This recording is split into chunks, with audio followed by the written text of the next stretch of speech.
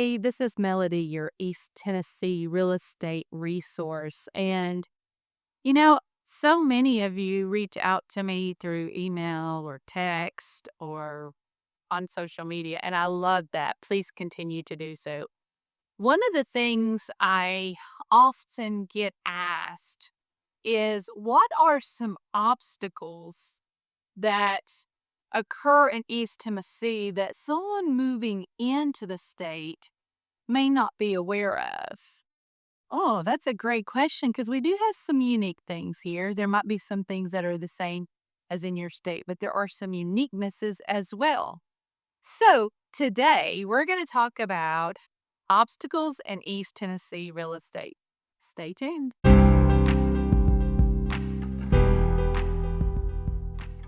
All right. So, one of the things that usually, I don't know, people question about is we do more things in East Tennessee with counties. Now, let me give you an example. So, I live in Knoxville. Okay, I do. Um, my mailing address is Knoxville, but I do not live in the city limits of Knoxville. I live in Knox County. There's even other areas. I mean, where I grew up in Athens. Okay, Athens is in McMinn County. But Nyota is in McMinn County. Rossville is in McMinn County. There's even parts of Sweetwater that are in McMinn County. And so we do things in real estate that are more commonly in a county rather than in a city. That might be different for you. Um, Another example would be you might get like me, I get public water and public sewer, but I don't live in the city. I live in Knox County. So even though I'm in Knoxville, I'm getting public sewer, I'm getting public water, I don't pay city taxes. I'm in the county. That might be different for you, especially in regards to fire departments. If you live in the city limits of whatever city here in East Tennessee, then more than likely your city taxes are going to cover fire services. That would be fire services and ambulance. I live in the county.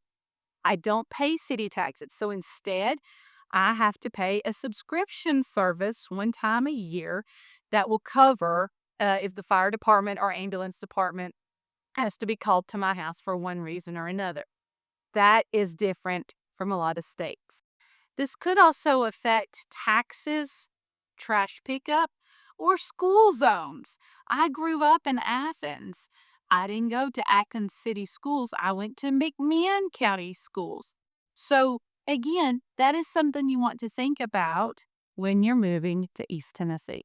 Another thing that we have here is we have a lot of rolling, or what you might even consider steep driveways and roads. And you might be able to see this on Google Maps, or you might not be able to.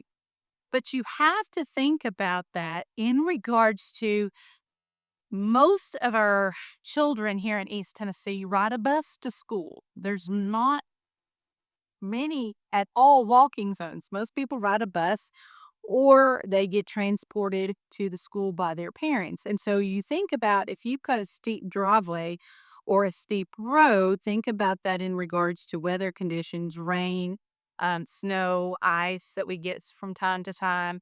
That might be different for you.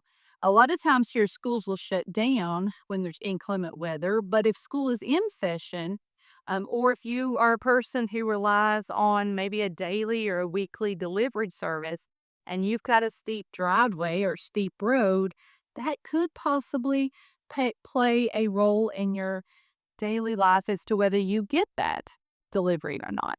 So I even had a client reach out to me this morning, as a matter of fact, and she wanted me to send her the disclosures of a particular property that she had saw online, and she wanted to see the disclosures before she set up a viewing. And so I went to send them to her, and she said, Melody, it kind of looks like this property is landlocked. Yeah, there are properties with homes on them and without homes on them that are landlocked. And so you have to think about that. Sometimes there will be a shared driveway or a shared easement of some kind, which is sometimes great if it belongs to a family member. But when you go to sell that property, it gets a little sketchy sometimes because then that shared driveway could become an issue. What if the person moving in is not a member at the family? Are they still willing to give access for the driveway to the new owners? Or what if that driveway needs new gravel? Or what if it has some erosion issues? Who's going to pay for that? So those are two other obstacles. Thinking about land, because that 5 acres, which is wonderful, is what you want, could be landlocked. And number two, does everybody have access to get to your home? Those are two things that you might want to think about in obtaining real estate here at East Tennessee. So, we do have mobile and modular manufactured homes here in East Tennessee. And I have had people before who have found maybe single wides here on maybe 10 acres or 12 acres and like, oh, I want that. But there are a lot of factors that come into play when doing that. Because number one, we have to make sure that that mobile home or that modular home is on a permanent, a fixed foundation, especially if you're obtaining a mortgage. The lender will not finance it unless it's on a permanently a fixed foundation, especially if you are using a government-based loan such as FHA or VA. Also, the age of the mobile or modular home will also play into effect. Sometimes, if it's over 20 years old, it will not qualify for a mortgage. Again, there are situations that occur for this. So you had to think about that if you're thinking about a mobile or modular home here at East Tennessee. Oh, here's another one.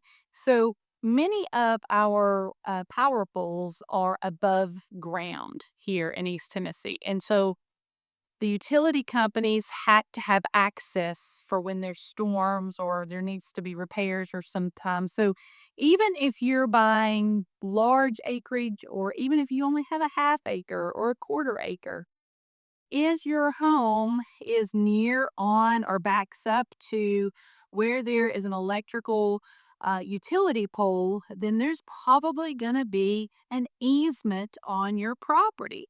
And what that means is that that utility company always has to have access to that property. So if you have, let's say, 7 acres and your house is on two of them and then the other five is wooded, the utility company might have to go through your yard if it leads to where those power poles are. So there are utility easements in place. And if it's on your property, the utility company does have a right to go on your property to repair or replace any utility lines that need to be repaired or replaced.